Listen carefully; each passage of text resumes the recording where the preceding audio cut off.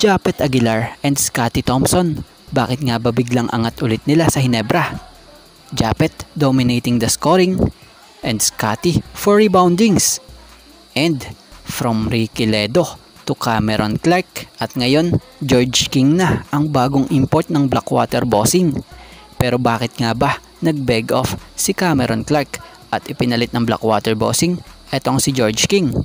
So yan nga ang dapat yung mga malaman, pero syempre bago ang lahat shoutout ko muna yung laging nanonood dito sa ating channel at nagko-comment na sila Gideon De Leon, Jan Scotty Manese, Paul Ryan Collis, Michael Awao TV, and Kat Aquino.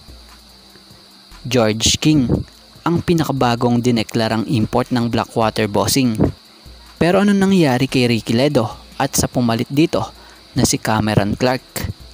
Si Ricky Ledo pinalitan nito ng Blackwater matapos ang 2 games nito sa Bossing dahil sa unimpressive game na pinakita nito na sa loob nga ng 2 game niya sa Blackwater nagtotal lamang ito ng 18 points.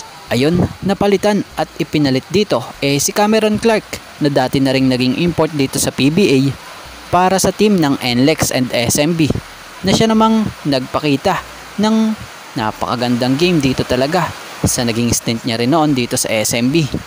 So kung tutuusin, nung nakaraang araw lang in-announce na si Cameron Clark ang magiging import ng Blackwater Bossing ngayong Governor's Cup. Kaya lang ngayong araw nagulat ang lahat nang muling nagpalit ng import ang Blackwater Bossing sa katauhan ni George King. Pero bago tayo kay George King ano nga ba ang nangyayari kay Cameron Clark?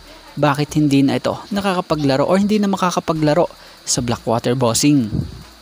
So si Cameron Clark nga ay nag-back out dahil sa isang main reason about sa kanyang pamilya. So batay nga rito sa Basketball Zone Credit po, may family emergency nga raw po itong nasabing manlalaro. Kaya naman hindi na ito magiging available pa para maglaro sa Blackwater Bossing. Kaya naman ang Blackwater agad namang humanap ng another import at ang kinuha nga nila ay ang former NBA player na si George King, ang 59th overall pick ng Phoenix noon sa NBA draft.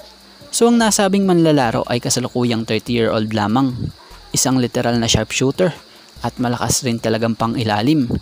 Kaya naman magandang pagkakataon to at timing para sa Blackwater Bossing dahil ganitong klaseng import ang babagay at talaga namang kailangan nila sa team. At mapunta naman tayo sa koponan ng Barangay Hinebra. Bagamat nagkaroon na ng talo ang Hinebra sa unang game nila this conference, pero kita sa laro nila ang pag-a-adjust pa dahil sa laki nga ng pinagbago ng lineup nila. Pero ang maganda sa pag-a-adjust nila ay muling umaangat ang laro ng mga veterano ng Hinebra gaya nila Scottie Thompson and Japeth Aguilar. Ngayong balik main big man si Japeth Aguilar ng Barangay Hinebra San Miguel, biglang balik ng sigla ng laro niya at biglang taas muli ng scoring niya. At madalas muli, gaya ng dati, madalas siyang nakakadakdak talaga. Kontraros nga, kumamada at pinangunahan ni Japeth Aguilar ang Hinebra sa scoring na kumamada ng 20 points, 9 rebounds, and 1 assist with 2 blocks. Si Scottie Thompson naman balik hari na muli ng rebound. Biro mo Kontraros 15 rebounds ang kanyang kinamada na alam naman ng karamihan na yan ang pinaka-specialty at dyan rin talaga nakilala si Scottie sa lakas rebound.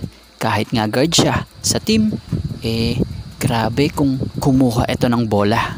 Kung tutuusin siya ang may pinakamataas na rebound sa nagawa sa Hinebra kontra Ross.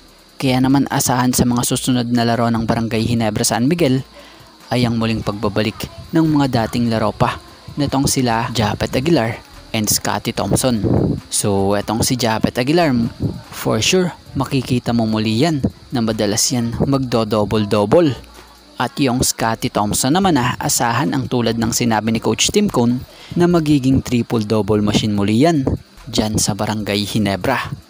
So sa ngayon eto nga lang po muna ang ating sports pasada. And thank you for watching guys, and God bless everyone.